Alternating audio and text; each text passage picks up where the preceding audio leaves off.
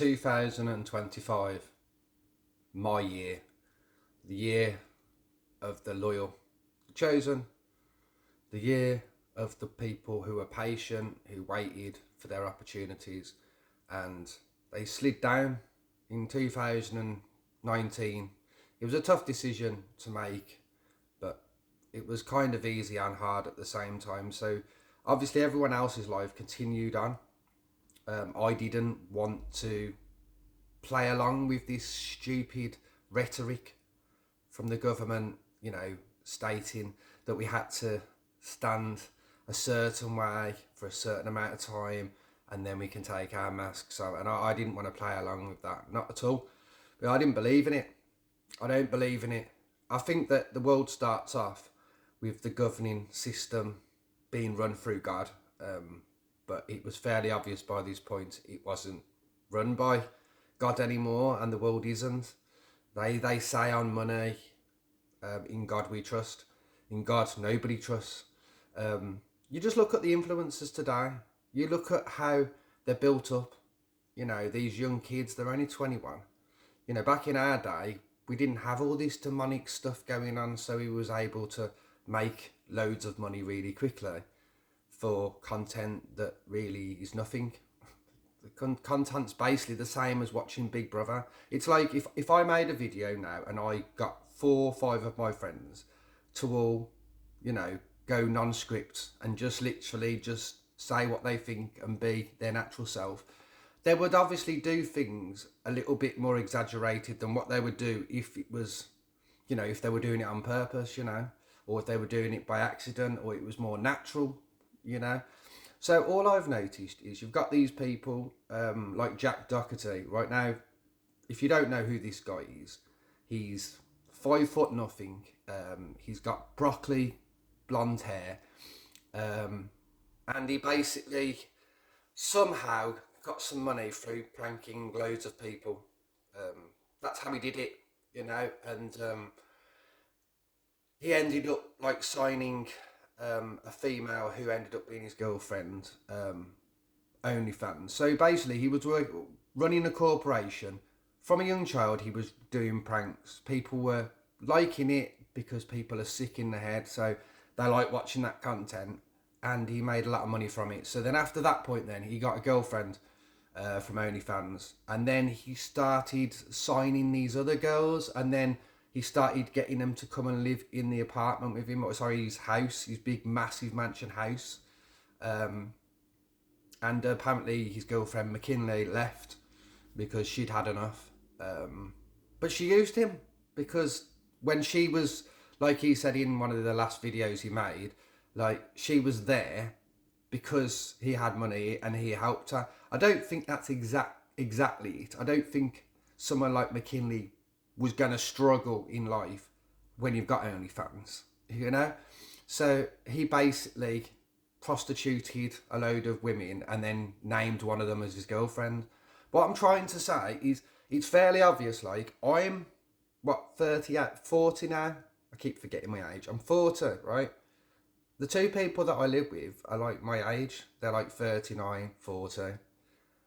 And there's 3 of us that live here.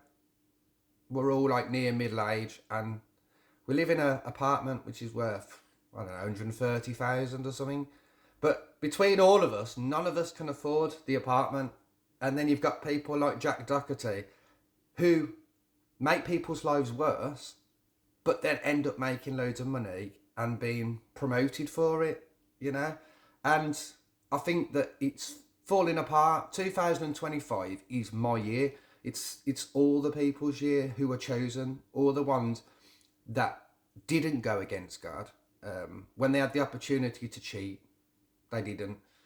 When they had the opportunity to fly in the world of career, they didn't. And God appreciates that. God appreciates everything that I don't do that I could have done to cheat to get ahead. And like I said in my previous video, I am proud of myself. I should be proud of myself. I didn't take any shortcuts, and I did it the long way, and I did it whilst having Asperger's, autism. Not many people can say that all autistic people are that sensitive to cheating. You know, some autistic people would jump for the chance. I know other autistic people that don't know the conspiracy stuff that I know. I know autistic people who are atheists, but I also know a lot of autistic people who are the opposite, and they are Christian like, and they do think that way.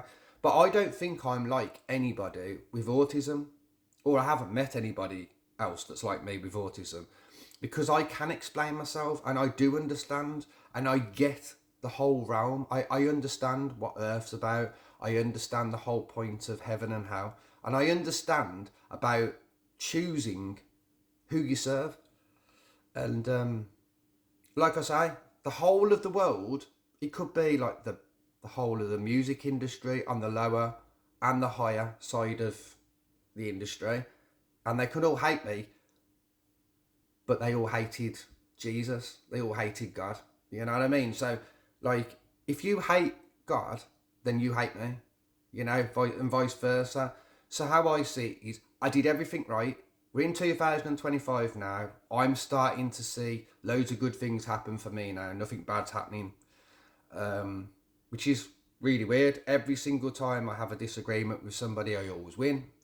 I just think God's here to help me now, and He's seen me have opportunities and then say, no, I'm not going to do that, because I'm not going to be that person, right? So I wait.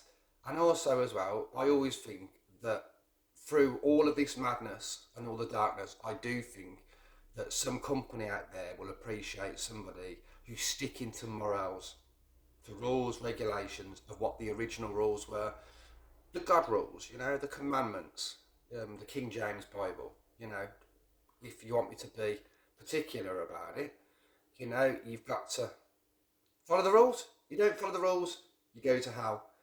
You do something wrong, like Jack Doherty, you can be rewarded for a long time, but Satan can take it away from you really quickly. So that's the chance you take. If you cheat, then you're going to get ahead, but for how long? And how long is it going to be until God's people start to win over you demonic people who cheated? Think about it.